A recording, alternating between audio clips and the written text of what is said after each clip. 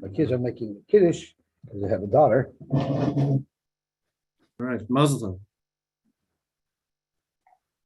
tov. I'm leaving up as it is, so I'm going to get started right away. Let's see the head of the Gemara. Okay, we're all the way at the bottom of Taf Yud Beis on the base, and we're learning the sugya of things that are davar ovid, but even though there's an allowance made for a davar ovid, if you purposely leave it for Chol Hamoed, then the last word of the Mishnah is Yovedu. You can't do them. I'm sorry? Oh, I forgot. We didn't learn the Mishnah. That's right.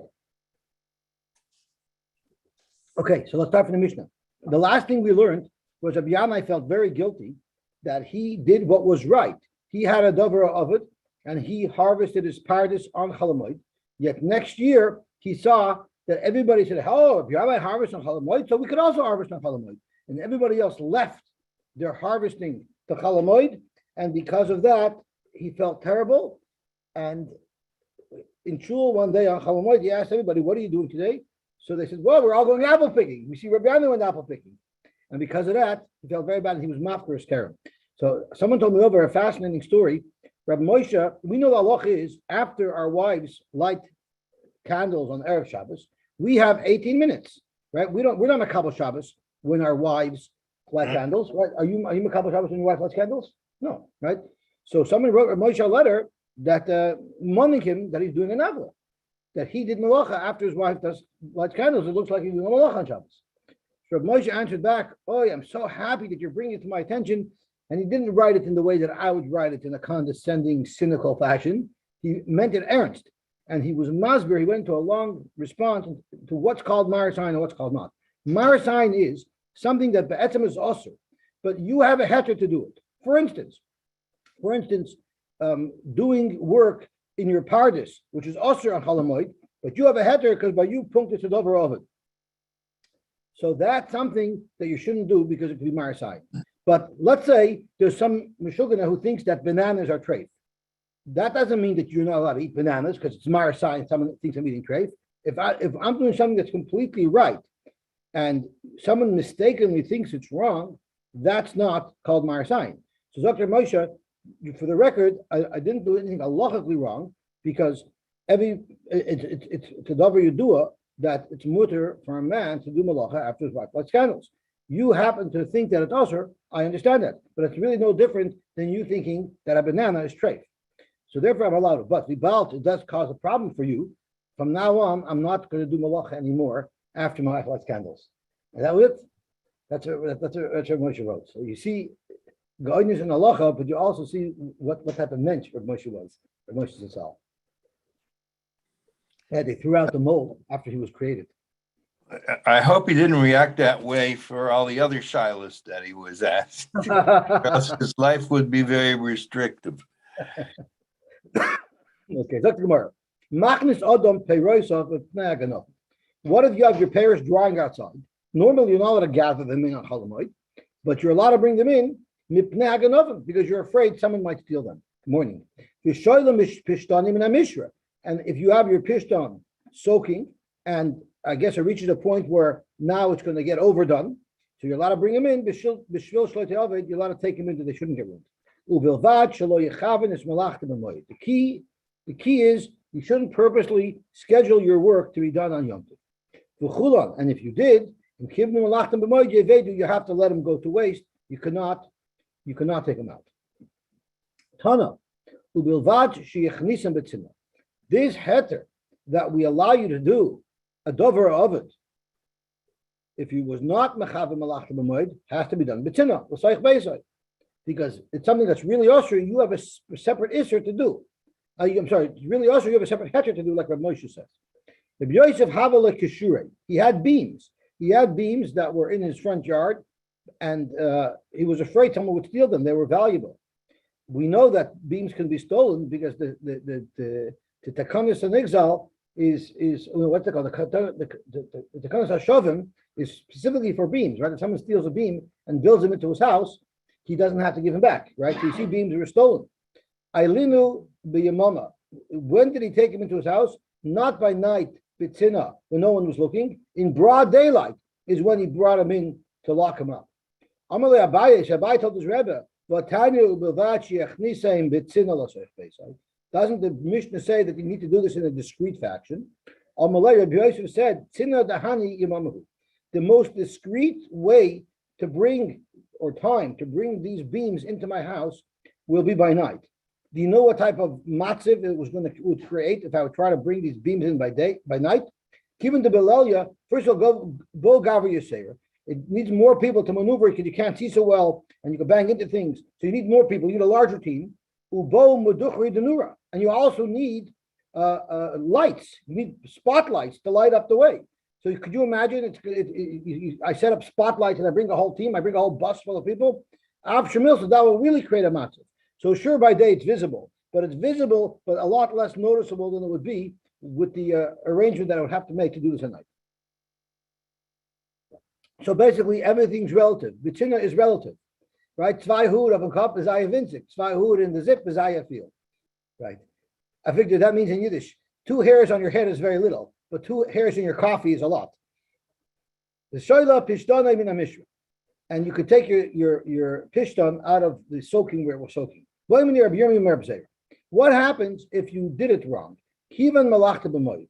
Someone left his malacha to be done by moed, and he wrongfully, or that's not the shayla. The shayla is he wrongfully left his mishra or his paris out there, knowing that he would have to take him out by moed. Now, if you go ask the Rav will tell you, no, you're not allowed to bring your paris in. You're not allowed to take your pishon out. But the violator died, umeis. So now his children came to the Rav and said, can we bring these pairs in? Now it's already our estate. Do we count to them as well that they're not allowed to do this malach? Because their father wasn't allowed to. Imtim taloimer, if you're going to learn. Now let's go back onto Gimel Amud Aleph. Saram oizim bechor, a kohen who has a bechor, a kohen that gets a bechor, an animal that's a bechor.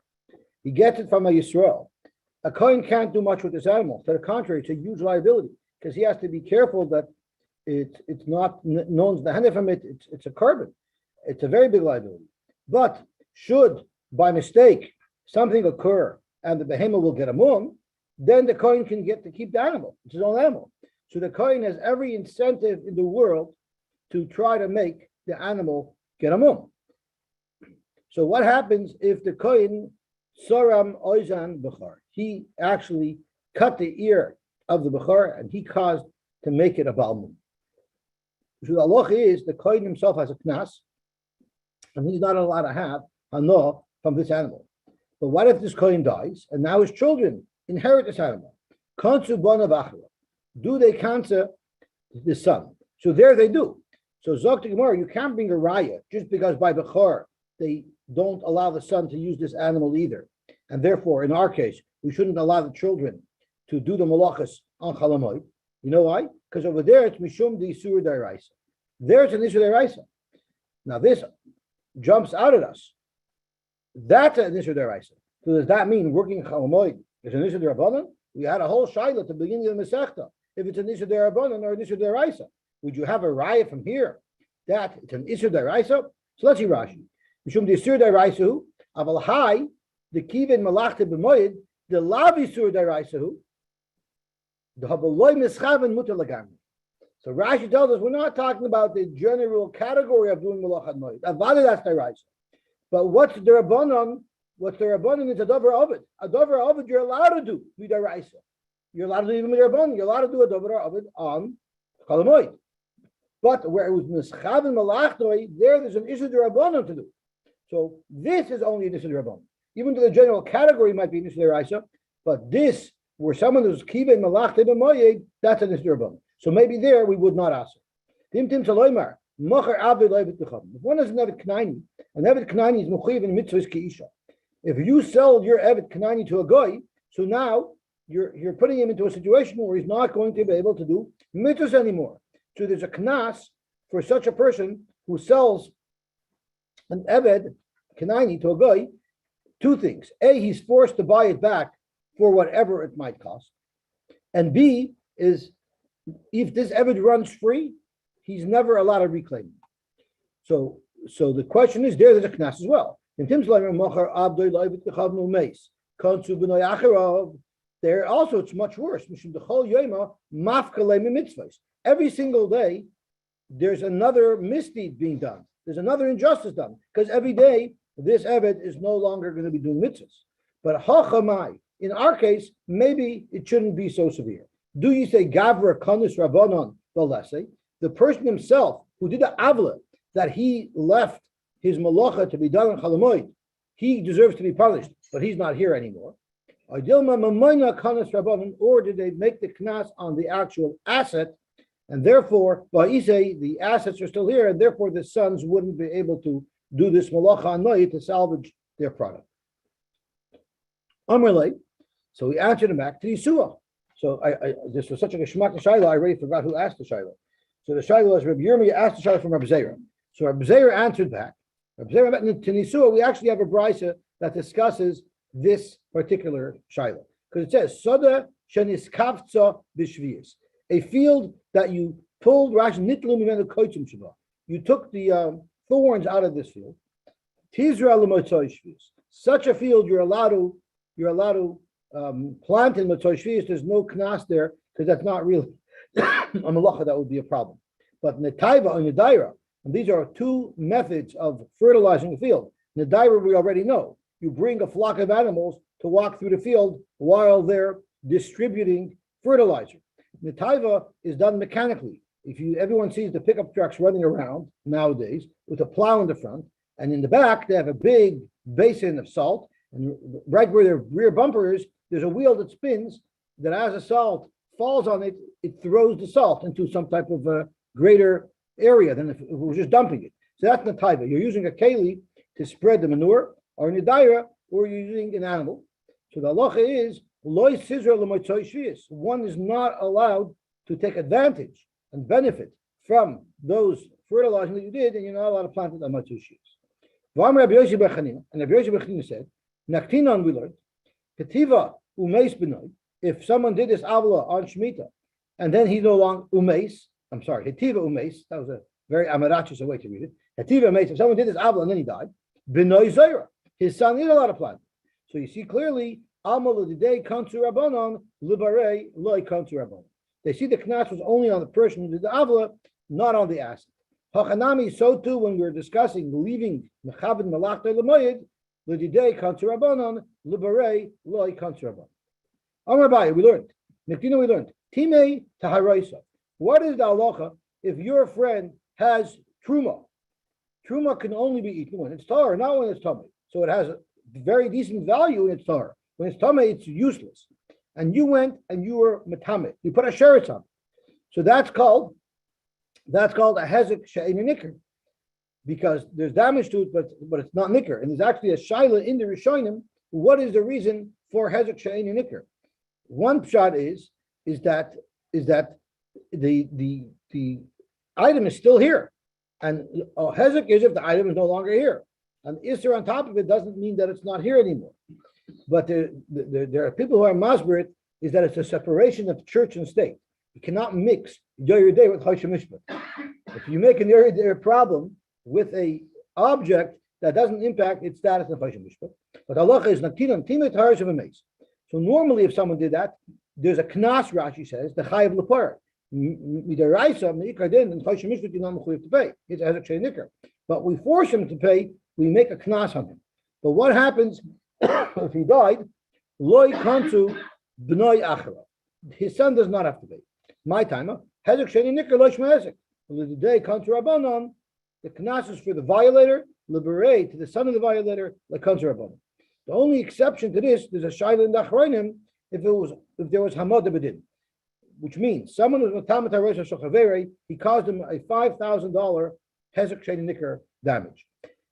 So they take him to Bezin, and Bezin gives him a knas. You are mechuyev to pay this person $5,000, and they sealed the entire. Now there's a choshen mishpedika judgment against him. Right? You could take that judgment and you can garnish his pay, you can garnish his bank account. So the shaila is once his judgment is secured, now are the assets liable to pay it do the children have to pay? There is such a shaila. If the judgment only came from a knas that was only relevant to the father, but there was already a hamad abedin by the father, and there was a judgment, does that pass on to the next generation or not? That's a machlokes achronim. Zok the head of the Mishnah.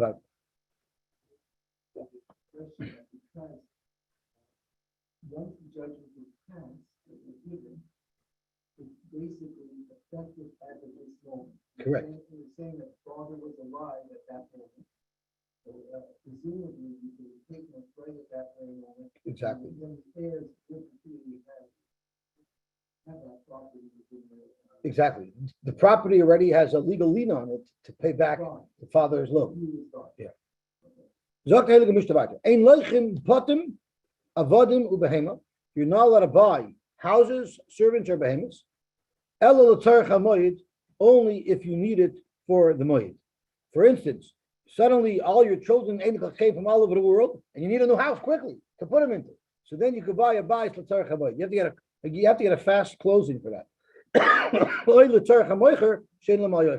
Let's say the moicher does not have what to eat, and he needs to do this sale so that he should have food to eat. You're allowed to buy from him, so that even though you don't need it, but he needs it, you're allowed to buy from him. And there's a big shaila. What does it mean? Ein la mayochel, does it mean himself? Does it mean his family? Does it mean difficulty? Not necessarily that the mamish doesn't have what to eat. So most achronim learn if someone's struggling and he needs the cash, you don't check his fridge to see how many chocolate bars he has to decide if you can buy it. If someone's struggling and needs the cash, you're allowed to buy things from him. So the Mishnah lists off 3 examples of items that you're not allowed to buy in Cholamoid. Well, what about everything else? So Tosha says, "Ein loichen batam avodim el l'tzarech hamoed." Pirish Rabbi Yosef, hu adin b'shar dvarim tzarech l'tzarech hamoed. You need, in order to be able to purchase anything on Cholamoid, you need the heter of tzarech hamoed. The asalim kaperis el l'tzarech hamoed. El rabuza kamash malon. So why did the Mishnah Dafka list these 3 things? The afilu hani, the having the perhesya, these that are so public, even those are allowed in the Torah Chamoy. Okay, so let's see the more about it. What is the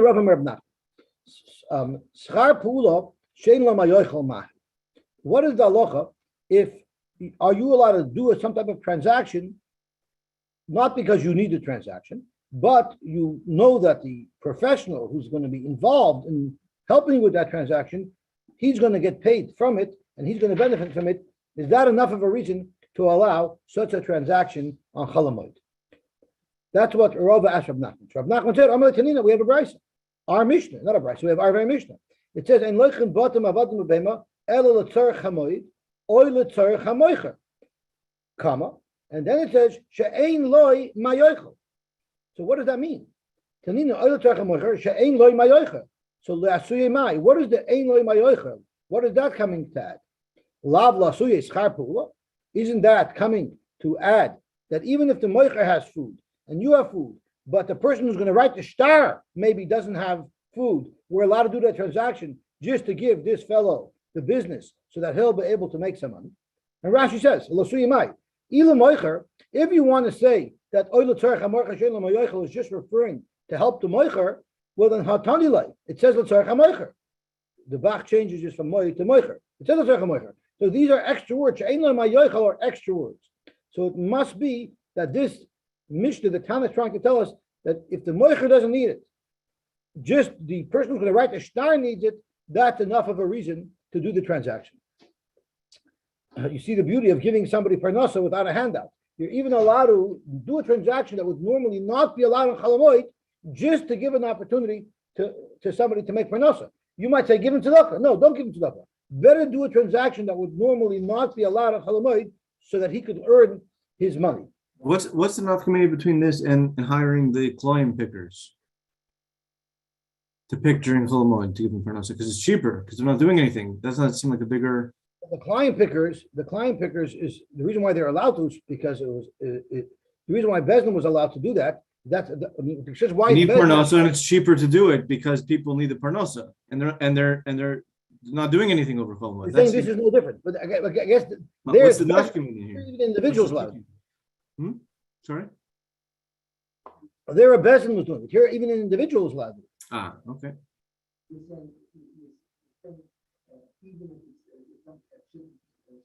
You're normally not allowed to buy a house or write a star. Okay, why not just do something that could be done? Hire them, Because this guy is a star writer. He's not he's not a cook.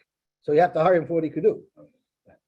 So of a Zoivite, you see that if you have a choice of giving tzedakah or hiring somebody for something he doesn't know how to do, you're better off giving him tzedakah. Okay, so no, you don't have a right. Perusha come afarish. Maybe what the mission means to oil torah moicher. What's the need of the moicher? So you don't have a right that you can do it just for the sake of the sefer. You're not allowed to write all your unos on chalamoid. Well, what if you don't trust the loiva? The malva doesn't trust the loiva, so I'm not going to lend him money without having it written down. I believe the Bach and the Aleph takes out the oi. Right, he takes out the word oi. He doesn't have what to eat. Then you're allowed to write a star. What exactly are we trying to add with the Eina Mayochel? It can't be because of the loiva, Rashi says, because it says mutter. So we don't need to say Eina Mayochel. That's why you're lending him the money. So the Eina Mayochel must be adding something else other than the loiva. My love, lasuyis chapula. It means if the malva doesn't need to lend the money, the loiva doesn't need to borrow the money, but the person who writes stories, he needs a parnasa. You're allowed to make this transaction just to offer this fellow an opportunity to do his job. Shmamina. So here's the raya from here that you're allowed to do these things just to help somebody do his job. Moshe Reb Sheshes has the kasha. The Chacham said, Shalosh umniyos oisin malacha ba'arvei pesach. On Erev Pesach, you're not supposed to do malacha. Why aren't you supposed to do malacha on Erev Pesach? Because when you're bringing a carbon, while you're bringing that carbon for you personally to Yom Tov, and therefore you're not allowed to do malacha. We don't do malacha on Erev Pesach, even though Rachman al we don't have the Beis Hamikdash. Hopefully we'll have it back soon. But since we don't have the Beis Hamikdash, we still firzach on Erev Pesach like we're bringing karbanos, and therefore the halacha is we don't do malacha on Erev Pesach. But there's three umniyos that could do malacha on Erev Pesach at chatzos. Which three trades could do malacha? Hachaitin, tailors, vasaparin and barbers, vakoyvsin and washers. Why are these three trades special? Zok Gemara, hachaitin shekain hedit toifer kedaka b'chal shemayit. We base what's allowed to be done on Erev Pesach on what's allowed to be done on Chalamoid, because we're treating it like a Chalamoid. So since a hedit is toifer kedaka b'chal shemayit, therefore that's not a prohibited malacha on Erev Pesach. Hasaparin, vakoyvsin, they're also sometimes allowed on Chalamoid. When is washing and haircut allowed on Chalamoid? Someone who arrives back from a far trip and he arrives on Chalamoid, and the Gemara is going to discuss this in detail, what this heter is. And someone who just got released from jail on Chalamoid, they're allowed. So, frek the Gemara, if you're going to say that anything that you could find an occasional heter for on Chalamoid gets a carte blanche on Erev Pesach, well then, if you say that no matter what trade you're in, no matter what you do, if you're in a condition where you need a parnasa, you're allowed to do that malacha, and they're allowed to give you that malacha on Chalamoid, well then kol malacha is not milishtiru. Then automatically all malacha should be allowed on their Pesach. Because you have schar pula she'ein lo which is matter this malacha during Chalamoid. So then Ibezot should be completely mutter on their Pesach. Kasha number one. Kasha number two. Now that you're saying that the only malachas that are asur on Erev Pesach are malachas that are asur completely on Chalamoid, well, let's ask you another question. Elamayata binyan lishteri used to be allowed to build on Erev Pesach. We learned that if you have a wall that's leaning over to Rishus Harabim, so now building should have a carted launch. Maskala Varabina, another kasha. Elamayata lavlor, a sofer, lishteri should allow to do any type of work on Erev Pesach. Shkin koisvin kiddushay nashim gittin v'shoivin. You're allowed to write kiddushay nashim, gittin, and receipts. So it's going to basically open up Erev Pesach to anything. Elo Amar Rabashi Moed arba asur karamis. You cannot compare the Isser Malacha on Chalamoid to the Isser Malacha on Erev Pesach because they have different reasons why they're asur. Moed is mishum tirchavu. The reason why on Moed you're not allowed to do these things is because you're not allowed to have a tircha yisera on Moed. Where there's a very pressing reason, the Rabbanan waived that. But Arba Asr, on Erev Pesach, you know why you're not supposed to do malacha? Because we're only allowing things that are tzarech yom tov, and we don't want your attention to be diverted with anything else. So therefore, it's a much different set of rules, and you can't ask me all these kashas. Midi the tzarech yom tov shavu rabbanon, midi the lav tzarech yom tov loy shavu rabbanon. But the schar peulo she'ein loy mayochel still exists, and that would also be allowed on Erev Pesach. What do you have to do on Erev Pesach? Okay, there's cleaning, I get that, and beer, but is that what's holding this up? Because on Chol Hamoed, you could also say you have to get ready for Yom Tov, the last day of Chol Hamoed. So you're saying, I guess on Erev Pesach, there's preparing for the Sidorim, preparing your Korban Pesach. So there's some things that are tzarech yom tov for Erev Pesach. We burned the chametz and we think that we've had it for today. Just wondering, what are those things? What are those things? I go out in the morning, I burn the chametz, and I tell my wife, "Oh, I'm wasted. I worked so hard." That's right. That's right. Done. I'm done. Everything else could be done on Yom Tov. That's right. Yeah. Okay, so let's see the Mishnah Baita. Ein mefanin mibayis labayis. You're not allowed to move your stuff from one house to the next house. Avo mefanahu lechatzela. You're allowed to move it into a chatzor. And Rashi is at this point, the Gemara thinks it means that you're allowed to take something from a house in the next chatzor over into your chatzor. The ein mevin kelim mibeis omen. You're not allowed to pick up items that you have at a repair shop. Let's say your shoes that were given in to be fixed. But in chayshish lahem, but if you have a problem that maybe they'll get lost, they'll get ruined, they'll get stolen, Rashi has stolen, then mefanin l'chatzor acheres, you can take them from the umen and you can put them next door, but you cannot take them home.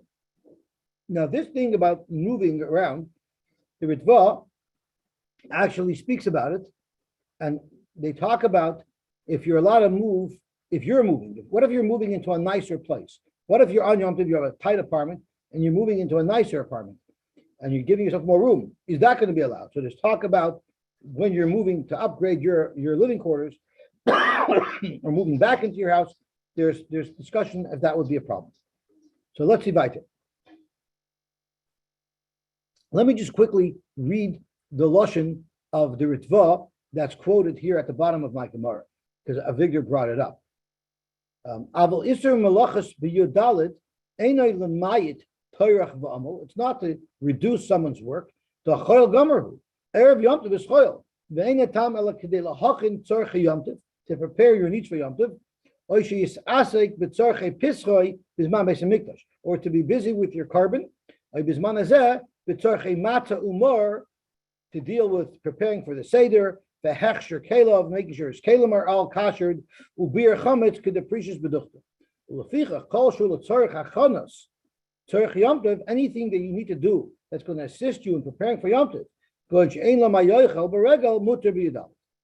So that's the Ritva being a little bit more specific with the Erev Yom Tov activities.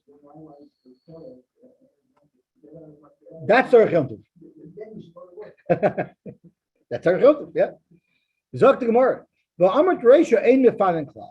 The Reisha, the Mishnah says ein mefanin mibayis l'bayis, and then right away I'm mefanin l'chatzera. Amar Abaye seifa osam l'bayis shabachotz. What the seifa doesn't mean you're allowed to take stuff from a house in one chatzor and bring it into the neighboring chatzor. It means you're allowed to take stuff from a house that's in your same chatzor and bring stuff from that house into its chatzor, because that's not such a big term. The ein mevin kelim mibayis omen. Amar Papa said, Baduklan Rava. Rava challenged us. We were his Talmidim, and Rava challenged us with the following question. So now we learned.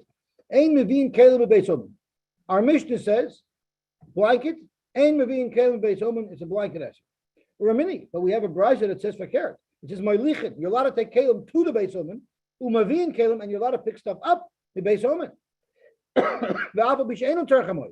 So this is a stira. So Rava wanted to challenge us. What do you say to this stira? Vashaninole, us Talmidim answered him very simple. Kan barbo aser, kan b'chayla shel moed. On Erev Pesach, there you're allowed to take kelim and pick up kelim from the Beis Omen. But on Chayla Moed, you're not allowed to pick up kelim from the base omen. Perfect teretz. Or maybe we can offer another difference. Both prices are in Chol Hamoed. Where the Mishnah says you're not allowed to take kelim and base omen, that's when you trust him. But kam b'sheinu maminoi, the price that says you're allowed to take kelim from base omen is if you don't trust him and you're afraid that he's not going to give it back to you later. So you might ask me, that explains very nicely why you're allowed to pick up kelim from the base omen. But my lichin, how does that explain why you're allowed to take kelim to the base omen? And the fact the Gemara is going to ask that kasha on the base, and the Gemara is going to abort this teretz because of that kasha.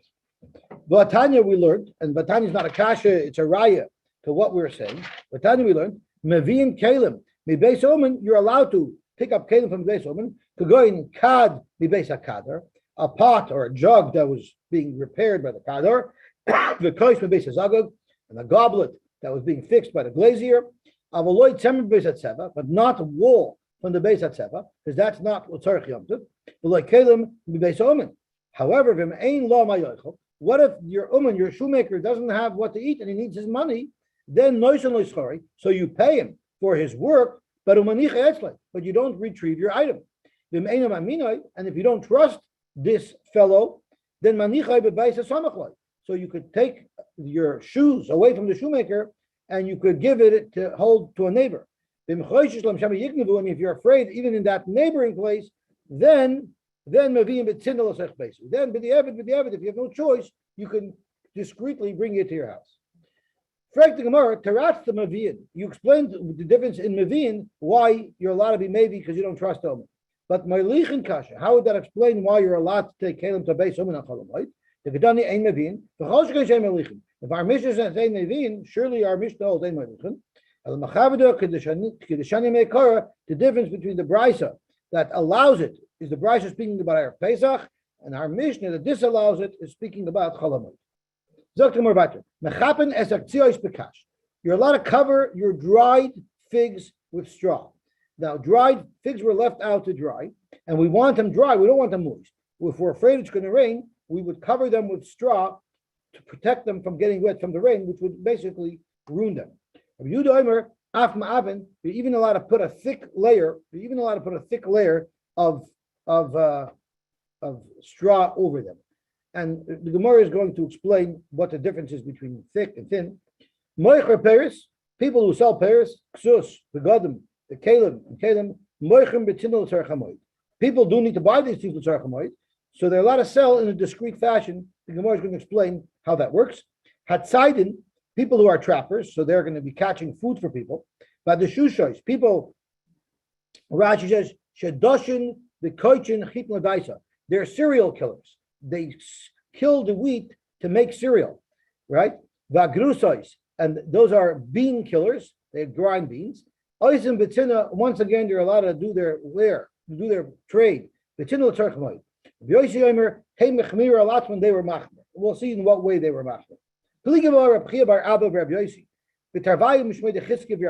had such a arrangement before. There's a machlokes, but they're basically arguing in the name of Chizkiya Rabbi Yochanan. Chadam or mechapen is a klushi, and me'aven is a smuch. One mandam says mechapen means you're allowed to cover ktiyos bekash. It means you could just cover over exactly where there's a fig. They cover over a little bit, and ma'aven is a smuchi, meaning you're allowed to blanket the whole area with these leaves. So you're not only covering the actual figs, you're covering the whole area. That's what one mandamar learned. The difference between mechapen and ma'aven in our Mishnah. The chadam or mechapen is bein aklushi bein asmuchim. Mechapen is just putting it however many leaves you want to cover them. But ma'aven is oisa kimin kri. Ma'aven means you're gathering the figs together into a pile, and then you're covering them over, which is a lot more work. So the question is, Rabbi Yehuda's school of ma'aven, does it mean you're just allowed to put more leaves, or does it mean you're allowed to gather all of the figs together into a pile to cover them? Tanya Mihachi, ma'aven is oisa kimin kri, divrei Rabbi Yehuda. So you see a brayso that seems to support one opinion. The Mishnah says that they were machmer al-atzman. What does that mean? Hein hichmir al-atzman. The loy have av the cloud. Does it mean the Mishnah is the baseline that you do betzina, and they were so machmer that they didn't even sell betzina? Or dilma the have av the betzina. Maybe when the Mishnah says that they sell betina, that was the chumrah that we're talking about. Shehem echmiru alatzma. Toshma, let's see. Moichrei peiros ksus v'kelim moichem betina l'tzarech hamayit. There are a lot of sell betina l'tzarech hamayit. Rabbi Yosy Omer tagrei tferya heim echmiru alatzman shelo yehu moichin kol ikir. So you see quite clearly from Rabbi Yosy that the chumrah that they were machmer alatzman was not to sell at all. The baseline was betina l'tzarech hamayit, and they accepted upon themselves not to sell at all. Tzadei chayos v'oifos v'dogim. People who trap food, tzadin betin l'tzarech hamayit. Rabbi Yosy Omer, tzadei aku, the trappers of aku, hey mechmir alatzman shelo yu tzadin kolikah. Deshushay. Now Rashi has two pshatim in deshushay. Either the serial killers that we were talking about before, or it could mean the people who thresh tvua. So Rashi has two pshatim. Chilka, targis, the tisni. These are the different types of cereals, but we'll see what they mean. Could be they mean something else. Doishishin betina, they can do their work betina l'tzarech hamayit. Rabbi Yosy Omer, the shushay tzipori, these people of tzipori that either threshed or that did the crushing of the wheat to make them into cereal. Hein yechmir alatzman shelo yu doishin kolik. Omer Abaye, chilka. So now let's go back to the chilka targis v'tisni that we were talking about a moment ago. Chilka means chad l'tarte. It's a split wheat. You chop the wheat so that every kernel is in two pieces. Targis is chadlat class. You're cutting each piece of wheat into three pieces, and tisni is chadal arba. So it's just different types of cereal. If you like, I remember we used to have two types of cereal. One was cream of wheat, which is fine, and one was a thicker cereal. And some people liked it thicker, some people liked it thinner. He also Avdimi Amar. He said, "You know what it is? You know what chilka is? It's kunsa. Kunsa means it's spelt, I think. Rashi's kaisemesh shalosh noisa hainu chilka. It's spelt that you soak. That's what it means. Meisvei, we have a kash. Chilka, hargis, v'tisni, tamein, b'chol mokain, they're always tummy. Now we know that zroyim, anything that grows from the ground, cannot become tummy until it's huksher l'kabel tumah. How does something become huksher l'kabel tumah? If it comes in contact with one of the eight mashkas, yad shachat dam, one of the seven mashkas. There's seven mashkas that anything that grows has to come in contact with. One of them is mayim, of course. Now, the reason why it's tamein b'chol mokaim, because in most places, when they grind it, in order to grind it thin, they have to mix some water into it. And therefore, we assume that it was always makabel tumah, it was always huksha.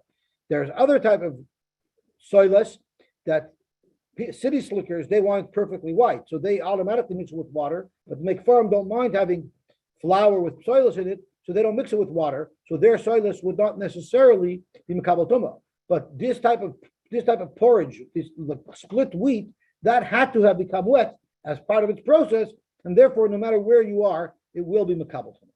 Bishlama, according to the Madam, who learned that the definition of these words are all talking about wheat. It's just merely a question of how many pieces you're cutting the seed into. The iskasher. That's why they're tamei all wherever they were, because in order to chop the wheat kernel into multiple pieces, it had to have become wet and it was huksher. If you learn that chilka means a piece of spelt, it's not crushed spelt at all. So how do you know that it got wet? You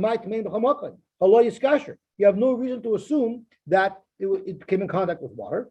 So tomorrow, going to miklafam, we're not speaking about a full raw kernel of spelt. We're talking about a full raw kernel of spelt that had its peel taken off. The lav de shorli b'maya, without soaking the spelt kernel in water, will have a miklafa. You're not able to peel it, and therefore we know it came in contact with water. Why do we call spelt chilka? Why do we call it spelt? Why do we call it pushman? The shakal chakayu, because chilka means it's now smooth, because the rough shell that was on it was removed, and now it's smooth. If someone makes a nether that he's not going to eat grain, also after pulamitri yavesh, it's also for him to eat pulamitri yavesh because that falls under the category of grain. Umuter belach, but he's allowed to have moist. I guess that's mushy. It's not called grain anymore. Umuter ba'aris, he's allowed to eat rice. That's not called grain. And he's allowed to eat chilka, targis, and tisni. So,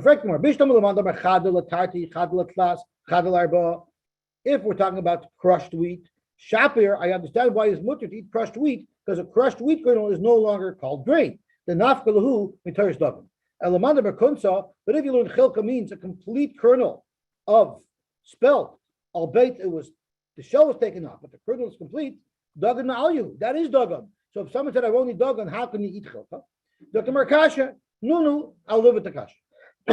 Rapuna, Shoralahu, Lani Krupaisa, Rapuna allowed people who would sell besomim, lemezo lezvuni kirchayu b'shukha. He let them sell normally on Chalamoid.